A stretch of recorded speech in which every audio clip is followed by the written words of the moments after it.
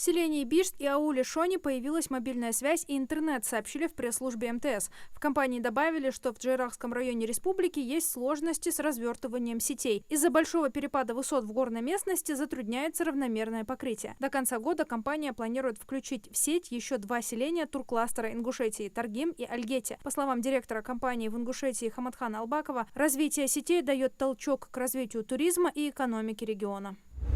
В Ингушетии идет подготовка к озимой посевной кампании. Материально-технические ресурсы имеются в наличии на 100%. В полевых работах задействовано 600 единиц сельхозтехники. Сев озимой пшеницы, ячменя и рапса запланирован с 5 октября по 5 ноября, сообщил глава региона Махмуд Али Калиматов в своем телеграм-канале. Глава отметил, что поручил Минсельхозу уделить особое внимание выбору и подготовке семян. Они должны быть качественными и обработанными специальными препаратами, чтобы обеспечить устойчивость к болезням и вредителям, написал глава.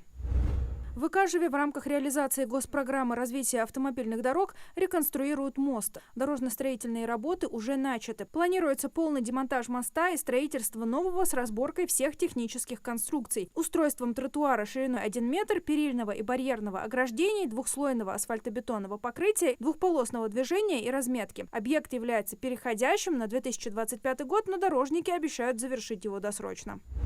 Подтвердить статус многодетной семьи и получить льготы на посещение федеральных учреждений культуры с октября можно через QR-код из личного кабинета на портале госуслуг, сообщает пресс-служба правительства России. В пресс-службе рассказали, что в будущем программа будет расширена на другие государственные, муниципальные и коммерческие виды услуг. Например, с использованием QR-кода, сформированного на госуслугах, можно будет получить скидки на железнодорожные и авиабилеты.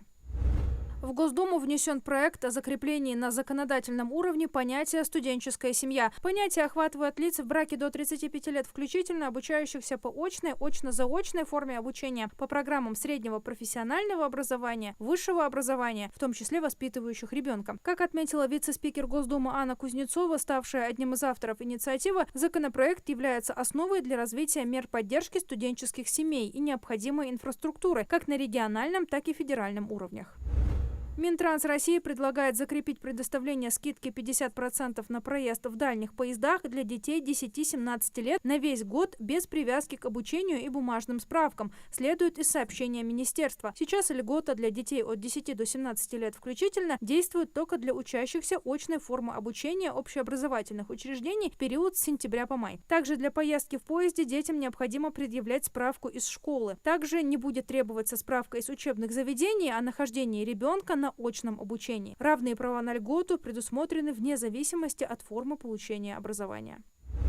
Ситуация с коронавирусом прогнозируемая. Сейчас наступает некоторое снижение заболеваемости. Дальнейший ее подъем будет связан уже с гриппом, заявила глава Роспотребнадзора Анна Попова. По ее словам, в связи с этим россиянам нужно привиться от гриппа. Помимо этого, в стране из-за сезонности также зафиксирован рост заболеваемости риновирусами. В конце сентября Роспотребнадзор заявил о выявлении в стране нового штамма коронавируса ХЕС, который получил широкое распространение во Франции. По последним данным санитарной службы, в России заболели 7 человек. За прошедшую неделю выявили свыше 35 тысяч случаев коронавируса, что на 3,2% ниже, чем за предыдущий аналогичный период.